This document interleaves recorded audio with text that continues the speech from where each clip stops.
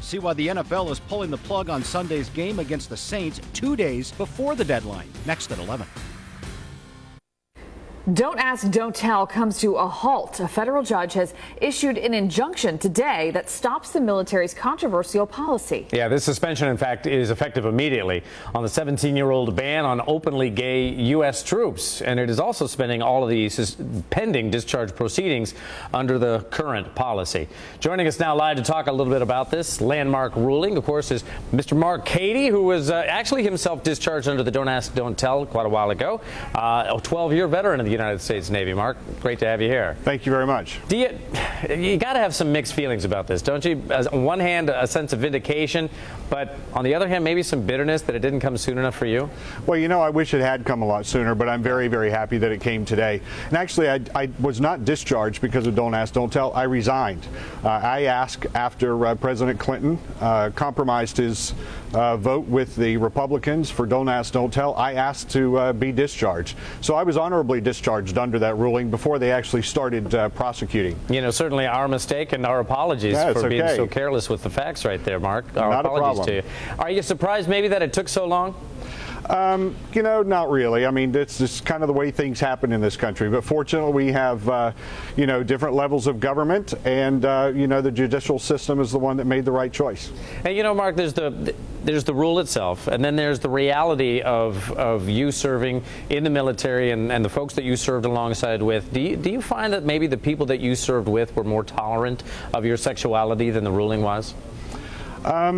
You know, I've spoken to a lot of my friends. I got out in 1994, and I've spoken to a lot of friends that I served with in Japan and in other parts of the world that did not know that I was gay. I didn't really know that I was gay until after I got out of the service, actually, or off of active duty. You know, they were all completely understanding. They said it didn't matter to them. I talked to a friend of mine earlier today. He's in California, he's retired Navy, and he said, you know what, Mark? He said, it just doesn't matter. I'm fortunate enough also that I have a niece and a nephew, both one in the Navy and another one in the Air Force, and I have a nephew getting ready to go into the Army, and all of them are completely accepting of it. So it's a wonderful day here in this country, and it's a wonderful day for gay veterans and for those who are serving in our military today. Well, Mark, let me ask you, with that in mind, with what you just said, do you think that this change is going to have any kind of a dramatic effect on our troops, on how they serve, or will it have no effect at all?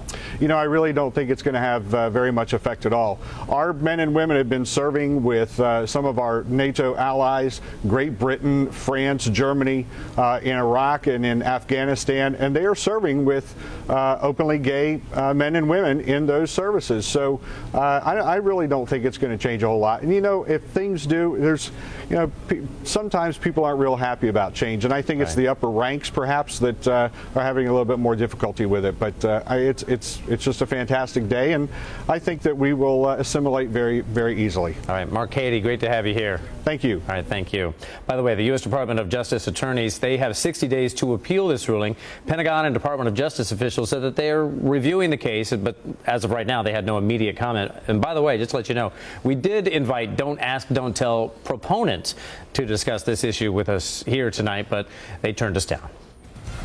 All right, our forecast here in north central Florida and central Florida looking good. Right now we have 70 degrees in Gainesville. It's a little cooler in Ocala at 64. As we widen out the view, still pretty mild along the southern tip of Florida. Look at the rain there that's going on. So some of the moisture is lurking just down.